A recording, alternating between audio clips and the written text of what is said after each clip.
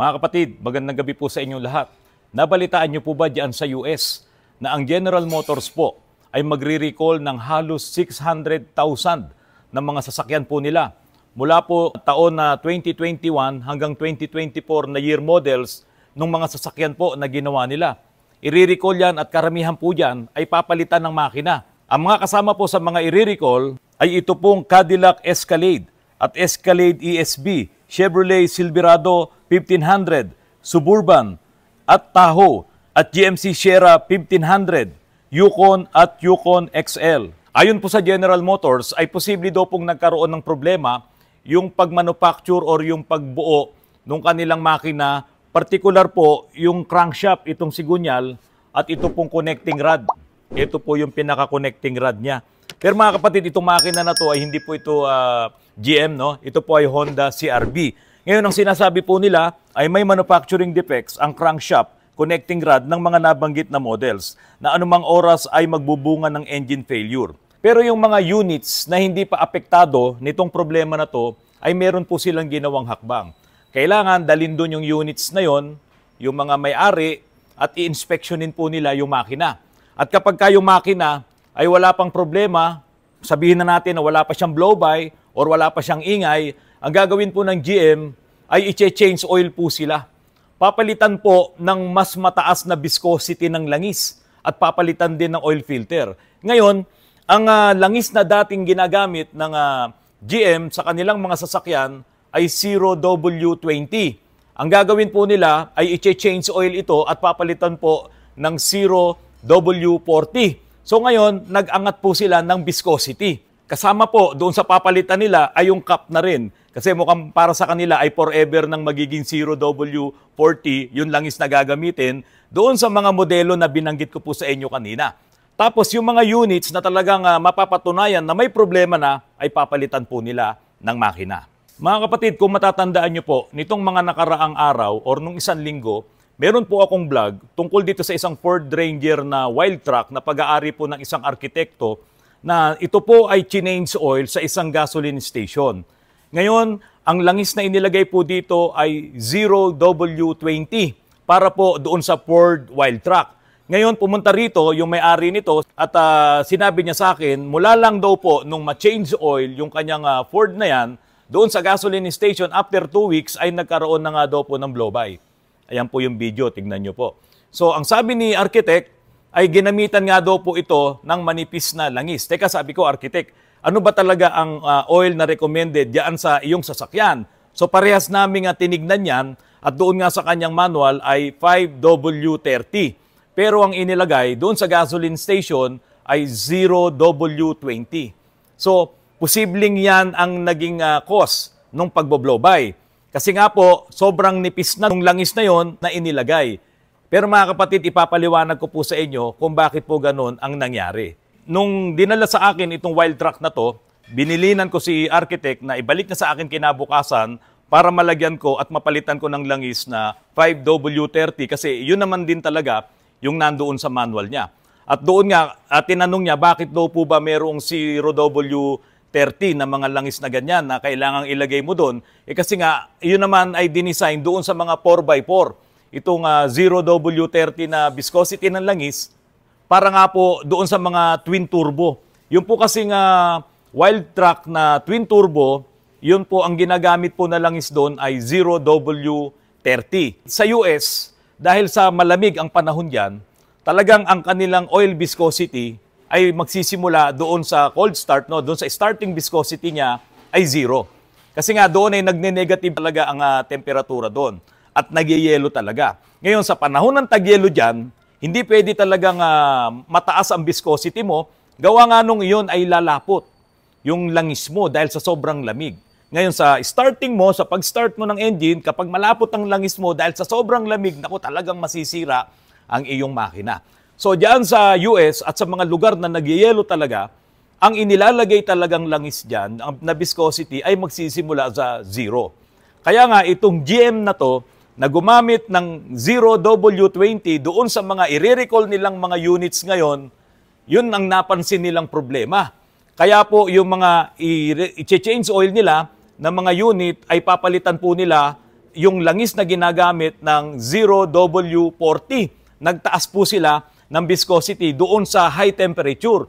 Yung pagka mainit ng makina mo, around 100 degrees Celsius, ay yun naman po ang 40 ang kanilang viscosity. So doon sa unang mga langis na ginamit nila, parang inaamin po nila na talagang mali yung viscosity na kanilang ginamit na 0W20. Kaya sa unang start mo ng engine mo, kung 0W20 ang gamit mo na langis sa engine mo, halos wala ka talagang marinig na ingay doon sa unang start kasi napakalabnaw talaga niyan. Circulate talaga yan sa loob ng makina mo. Kaya lang, ang problema doon, yung 20 para doon sa high temperature. Napakababa, napakanipis. Mga kapatid, kung babasihan nyo ngayon, yung ikinarga na langis doon sa Wildtrak ni Architect, ay ganun po ang nangyari. 0W20 yung viscosity at kalaunan po, after 2 weeks lang, ang sabi nga ni Architect, dinala nga po dito, ay nagkaroon na po ng blow-by. Ngayon, maikukumpara ba natin yung problema ni Architect na yon dito ngayon sa mga problema nitong GM na i-recall na mula sa 0W20 na langis ay gagawing 0W40 na halos ganun ang ginawa ko po. Yun nga lang, nag 5W30 lamang po ako nung kinargahan ko po ito ng aming langis dito na Repsol. Ano nga kaya mga kapatid ang naging dahilan kung bakit itong mga GM na mga sasakyan na ito ay re-recall? Sabi nga po nila, doon sa kanilang quick fix, no? Yun sa kanilang solution ay i-change oil at papalitan ng 0W40. Mga kapatid, wala naman tayo sa US. Kung dito po sa atin sa Pilipinas, hindi mo kailangan yung 0W na yan dahil dito po ay talagang mainit. Hindi magbabago ang viscosity ng oil mo kahit na iyan ay magdamag na i-standby mo ang sasakyan mo at pag-start mo sa umaga ay lalapot ang langis mo. Manapa nga, yung mga gumagamit ng 15W40 na oil, kapag ka ini-start ng engine nyo sa umaga, may naririnig kayong ingay. Kasi nga, masyadong makapal yung langis, nahihirapang mag-circulate doon sa loob ng makina. Siguro mga 2 seconds, 3 seconds, 5 seconds, or 6 seconds, maririnig mo yung ingay na yon. Pero kalaunan mawawala dahil nga umakyat na yung langis sa itaas doon sa kanyang mga oil galleries. Pero dito po sa GM na to, na magpapalit sila ng 0W40, ibig sabihin, yung dating 0W20 na langis na gamit nila ay hindi po makakaproteksyon or makapag-lubricate yung 20, yung second number, doon sa loob ng makina. Kaya nga po, nasira yung mga sigunyal dito, nasira yan, pati yung connecting rod, nasira din, at maging yung mga bearing. Kasi nga po, walang proteksyon doon sa 0W20. Bakit po nagkaganon? Dati na nilang ginagawa yan. Dati namang yan ang ginagamit dyan sa US. Bakit pagdating dito sa mga GM na mga sasakyan na ito, na mga makina na to, bakit ganun ang nangyari? Karamihan po kasi ng mga modelong sasakyan ngayon, katulad na rin po nung nabanggit ko sa inyo, 2021 model na mga GM po na yan, karamihan po ay mayroon na pong mga particulate filters po yan, lalo na yung mga diesel engine. So, halimbawa, ang isang diesel engine mo na mayroong DPF, magkakaroon po yan ng regeneration, at sa bawat regeneration po niyan, yung makina niyan ay naka-idle lang, at sa bawat pag-idle nun, kung panunurin niyo po yung mga last vlogs ko tungkol diyan sa sobrang haba ng idling, masisira ang engine, kasi nga po, nagkakaroon ng oil dilution. At yung oil dilution na yon, isa po yan sa makakasira po talaga ng makina mo dahil tumatabang ang langis. Pangalawa po, yon ay nagpo-form ng soot. At yung soot po na yon, acid po yan.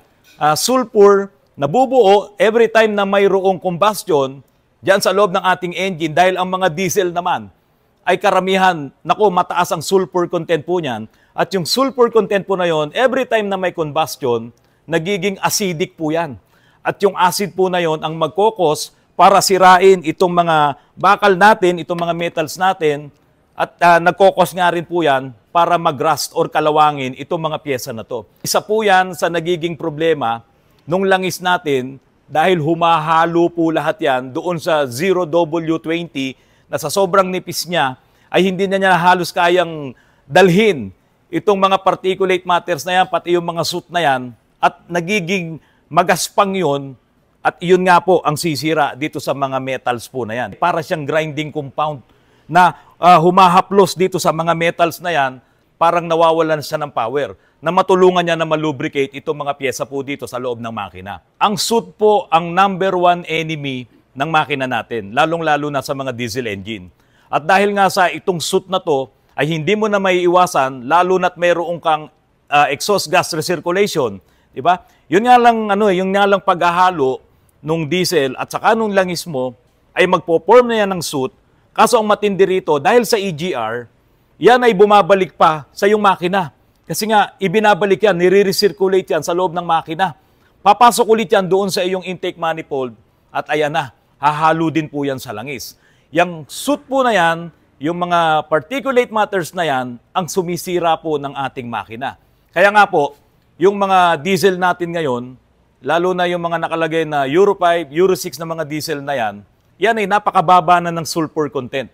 Kasi po, itong mga soot na to, napakadami pong sulfur content yan. At yung mga sulfur po na yan, ang sisira sa ating mga makina dahil nga pwede siyang mag-cause ng sludge. Kaya nga ngayon, mga kapatid, ang mga langis, no, talagang binabaan na yung kanyang sulfur content. Kaya may makikita kayo, tulad dito sa Repsol po na ito, ayan nakalagay, low SAPs, sulfated as, phosphorus, and sulfur. Talagang ibinaba na po yung sulfur content dahil nga yan ay pwedeng makasira sa ating mga makina. Pero hindi mo rin naman talaga pwedeng alisin lahat yung mga sulfur na yan, yung SAPs na yan. Yung diesel natin ay mayroon ding sulfur. Kaya pag naghalo ngayon, yung langis at saka yung diesel, ay nako, napakalaking problema yan. At masasabi nga natin, iyan ay unos sa loob ng ating makina. Paano ba nangyayari yung paghahalo ng langis at diesel? At paano ba yan nangyari sa US? Kasi ganito mga kapatid, sa sobrang lamig po kasi talaga sa US, kapag i-start nila ang kanilang makina, dahil nga nagyayelo, nag-warm up sila. Ang problema, pag nag-warm up sila, ang ating makina ay mayroong piston ring. Katulad nito, ayan, may piston ring yan. At bawat piston ring po ay may kanya-kanyang gap. Ayan, ayan, yung gumagalaw po na yan. Ito po ngayon yung gap. At habang malamig po ang ating makina, yung gap nito ay medyo malaki. Ngayon, habang umiinit, nagsasara yung gap. Kaya nga po mga kapatid, kung sa umpisa ng iyong pag-start, doon sa nagwa-warm up ka, may gap yan at ang tendency nun, naka-minor ka, naka-idle ka, yung buga ng gasolina or yung buga ng diesel ay medyo malakas, ngayon, dadaan ngayon sa ilalim yung mga sobra-sobrang mga fuel or diesel or gasoline at pupunta ngayon doon sa crankcase. Yun nga yung tinatawag na unburned na fuel. So, hindi lahat yon ay nasusunog, lalong-lalo na kapag naka-idle ka. Kaya nga yung ibang mga may problema sa kanilang mga injectors ay may fuel knocks. Kasi sobrang dami ng bigay ng fuel, hindi naman nasusunog, kaya nagnanak siya, kaya nagbi-misfire siya. Pero pag in-accelerate mo, ang makina mo ay nawawala yung knocks kasi nga nasusunog niya na ng gusto at naitatapon niya na ng gusto. At hindi na ganun kadami yung nasasayang na diesel na pumupunta ngayon dito sa ilalim, maging yung gasolina. Ito na ngayon. Kapag po palaging ganun ang nangyayari, lalo na dyan sa US, dahil nga malamig dyan, so halos lahat sila ay nagwa-warm up, dumadami ngayon yung content or dumadami yung portion ng diesel or ng gasolina na humahalo sa langis. Tignan mo yung gasolina or diesel halo sa langis mo. Ngayon, kung 0W20 ang langis mo at nahaluan yan ng gasolina or ng diesel, ilan na lang kaya ngayon ang viscosity niyan? Baka pagdating ng panahon ay 0W0 na yan. Kasi halos wala nang kwenta yung langis mo dahil humalo na yung diesel at yung gasolina. At ito pa, mabuti pa yung moisture na tubig hahalo sa langis mo kapag ka uminit na ang engine mo, no, mag-evaporate din yan. Kaya nga dadaan yan doon sa positive crankcase ventilation mo sa PCV, yung singaw na yan. Pero mga kapatid, itong diesel at itong gasolina, kapag humalo sa langis mo yan, hindi mo yan matatanggal doon. Hindi mo yan ma-evaporate. At iyan pa nga ang pwedeng mag-cause ngayon ng sludge, pati nga yung mga soot po na yan. Pero ang magiging trabaho niyan ay pahinain ang langis mo. Kaya kung 0W20 ang gamit mo, mahahaluan pa ngayon ng diesel or ng gasolina ano na lang ngayon ang viscosity ng langis mo? Baka 0W0 na yan. Yan ang malaking problema. So sa US, dahil marami po talaga ang nagwa-warm up dyan dahil sa sobrang lamig ng panahon, tapos ang gamit mo ay 0W20 na oil, ang viscosity, naku po, kaya nga ang sabi ng GM yung mga hindi pa affected ng mga makina ay dalhin sa kanila, i-inspectionin nila, at pagkatapos, kung okay pa siya, papalitan na siya ng 0W40 at pati yung oil ka papalitan para ma-remind ka na iyan, ang langis na ilalagay ay 0W40, hindi na 0W20 na nandoon sa kanilang owner's manual. O, di ba? So ngayon, yan malamang ang naging epekto dahil sa nahaluan ng diesel or gasolina, yung langis mo, humihina yan at nawawalan na po yan ng saysay.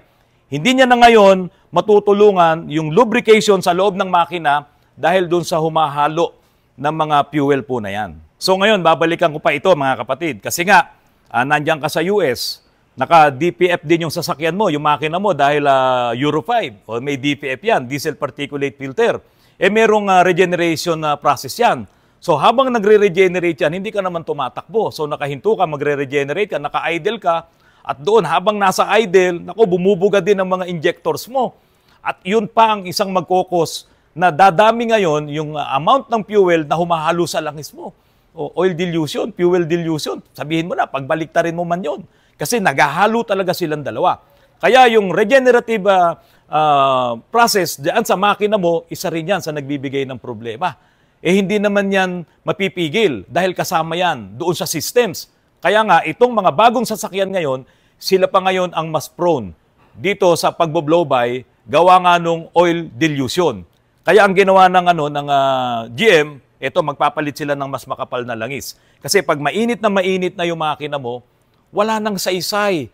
Yung 20, 0W20, wala na. Kailangang itaas nila para kahit paano makatulong doon sa lubrication. Kaya nga ang ginawa nila, 0W40, at ang ilalagay nilang langis ay yung mobile, yung Mobile 1. Pero dito po sa Pilipinas, kung meron mang makaka-experience sa inyo ng ganyan, mga kapatid, wala ka sa US. Di ba? Dapat talaga, ang gamit mo ay kung ano yung recommended na langis para sa makina mo. Ngayon, kung merong GM or yung Wildtrak na ang recommended nila ay 0W30, baka pwedeng wag mo na munang pansinin yung 0, magpalit ka talaga. Kasi napakanipis po nun. At ngayon, dito sa Pilipinas, sobrang init talaga. Ma-reach niya talaga yung mataas na temperature, tapos ang viscosity ng oil mo ay 20, magkakaproblema ka talaga. Katulad nung nangyari doon sa Wildtrak ni Architect. Kung hihimay-himayin nyo lang yung sinasabi ko. At naging ebidensya ko rin naman dito sa mga ipinaliliwanag ko sa inyo ay yung gagawing solusyon ng General Motors doon sa kanilang mga sasakyan sa mga makina na hindi pa apektado. So papalitan nila yung 0W20 na langis at gagawing 0W40. At kung doon sa US kasi malamig, dito sobrang init, i-adjust mo na yan. Pwede kang gumamit ng 30 or 40. Ngayon, yung 0, wala ka naman sa US, di naman nagyayelo dito. Kaya dapat talaga magsimula ka na sa 5. So 5W30 or 10W40, okay na okay yan sa mga malalaking mga makina. Katulad nitong mga Ford na yan, pati itong mga GM na yan. Kasi nga, mga kapatid, eto na sa US, magpapalit sila ng 0W40 Diba? Doon sa kanilang mga GM. Baka naman sabihin nyo, 0W40 pala, bakit mo kami papayuhan ng 5W30? Yung 0 kasi na yun, mga kapatid, dahil nagyayelo doon. Dito naman sa atin, hindi naman nagyayelo. Mas kailangan mo dito, yung 5W30, dahil medyo mainit na po talaga ang makina natin dito, dahil mainit ang ating klima, mainit ang ating panahon. So dito sa atin, 5W30 okay na yan, or 5W40 okay na yan sa inyong mga makina. Base dito po sa nangyari sa GM. Katulad nga nung nangyari kay Architect na ang talaga namang recommended doon sa kanyang Ford ay 5W30, kaso nilagyan ng gasolinahan ng 0W20, ayan na ang nangyari. Nag-blow-by tuloy siya. Alam niyo mga kapatid, kailangan maintindihan din po ito ng maraming mga mekaniko. Even po yung ibang mga vlogs ko na akala ng ibang mga mekaniko, nagtuturo po tayo ng mali. So kailangan maintindihan nila para naman maipasa mo rin yung kaalaman Dahil darating ang panahon, baka magaya sa'yo ang anak mo, at least may mga bago siyang kaalaman na pwede niyang gamitin kapag siya na mismo ang nagmimekaniko. Kaya sana po mga kapatid, makatulong sa inyo itong mga ganitong vlogs dahil ito naman ay iniimbestigahan din natin. Bakit ba nagkaganon yung mga sasakyan ni GM? At ano ang kanilang ginawang solusyon para dito? Nagpalit lang ng langis, nagtaas ng viscosity. So dito, pag-aralan nyo rin yan sa inyong mga sasakyan, baka kasi mamaya, ginagamit nyo ay mababang viscosity at magkaroon kayo ng problema. Ang akala nyo, nandiyan kayo sa US. Mga kapatid, maraming salamat sa patuloy na panonood at pakikinig nyo ng aking mga vlogs. Kasi po, meron po akong mga subscriber na bulag po sila, blind po sila, at sila po ay nakikinig at nagpapasalamat po sa akin sa mga inihahatid kong mga vlogs na napapakinggan nila. At sa inyo pong lahat, ako po ay nagpapasalamat sa patuloy na pagtangkilik nyo po sa aking mga vlogs. Mga kapatid, magandang gabi sa inyong lahat.